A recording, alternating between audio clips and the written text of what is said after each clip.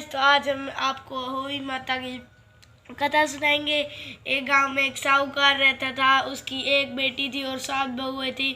वो दिवाली से कुछ दिन पहले ही मिट्टी खोदने गई अपने घर को लिपाने के लिए, और जो बेटी थी उससे वो क्या कहते, मिट्टी खोदते खोदते शाहू का बच्चा मर गया। और वह शाहू की माता आई, उसने बोला जैसे तूने मेरे सारे बच्चे मारे हैं वैसे ही मैं तेरी कोख बांधूंगी। फिर वो उसने बोला कि कौन मेरी कोख बंधवाएगा अपनी। फिर जो सबसे छोटी बहू थी उसने अपनी कोख बंधवा ली। फिर उसका जो भी बेटा होता था ना वो 7 दिन के बाद मर जाता था। एक दिन एक पंडित आए, वो बोला कि तुम उसकी मतलब आया कि मेरा जो भी बेटा होता है वो मर जाता है। फिर पंडित ने कहा, उसने कहा कि मेरी मतलब उसने पीठ बांध रखी है।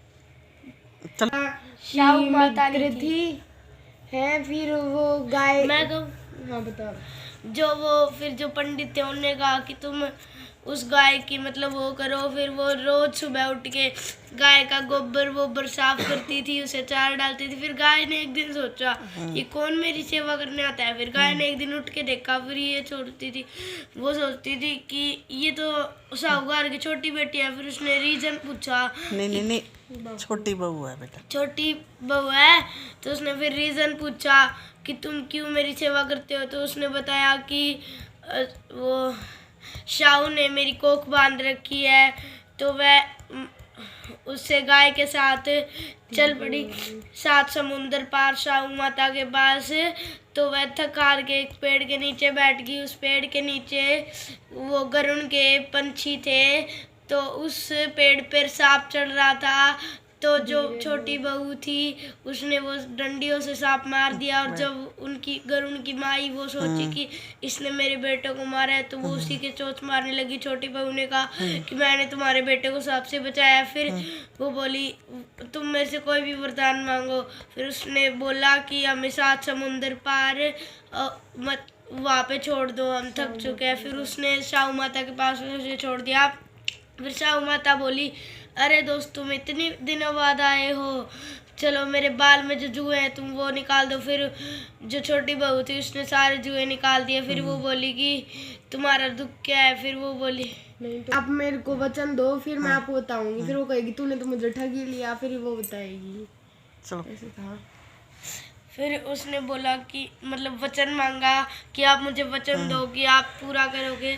फिर उसने बोला कि मेरे जो भी बेटा होता है वो सारे मर जाते हैं, तो आप मेरे को बेटा करो। फिर उसने बोला अरे तूने तो मुझे ठग लिया, जा तेरे 7 बहुएं और 7 बेटे होंगे।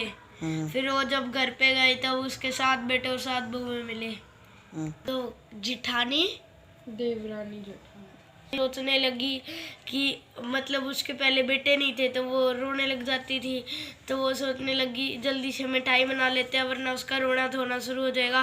फिर कई देर तक उसके रोने धोने की आवाज़ नहीं आई। फिर उन्होंने बच्चों को भेजा कि जाओ तुम पता चलाओ। फिर वो बोले कि वो तो पूजा कर रही हैं, उद्यापन कर रहे हैं। फिर उनके घर पे गई। फिर उन्होंने बोला अच्छा, वो फिर उसके घर पे गए। फिर उन्होंने बोला कि तेरे बच्चे कैसे हो। फिर उन्होंने बोला कि माता की कृपा है, सब माता ने ही किया है। थैंक यू देना माता और सबका दुख हरना। जय होई माता।